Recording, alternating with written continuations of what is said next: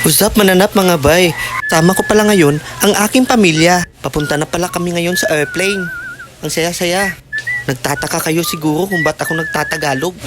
Pupunta kasi kami ngayon sa Maynila. Pagpasensyahan niyo na kung pangit boses ko. Nahihirapan na kasi ako sa kalisod. Tama ko din pala mga pamangkin at kapatid ng misis ko. At eto na nga, nakapasok na kami.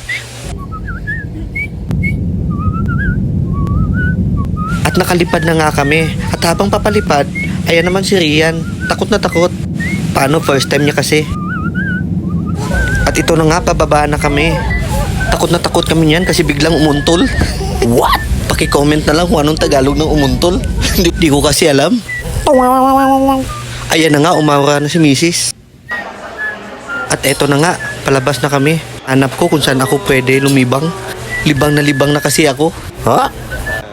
Patawa-tawa lang yan sila pero libang na din. At napasyal nga pala kami sa Quiapo. Bumili din ako niyan, ang sarap. Nadasal din pala kami niyan sa loob.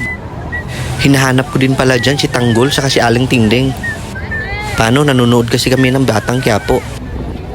Habang papasok kami, sobrang daming tao at daming bilihin. Kaya ingat na ingat kami, baka madukutan.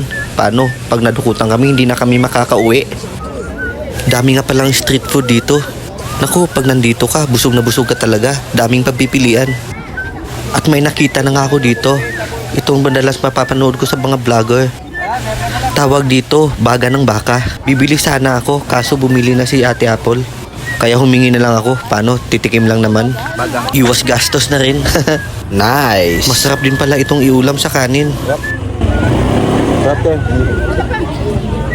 Grabe, nakakalula. Ang daming pagpipilian. Medyo may kamahalan lang. Pero sulit. Ubos ang pera mo dito. Napunta din pala ako kay Neneng B. Kaso wala siya. Grabe, pinipilahan talaga.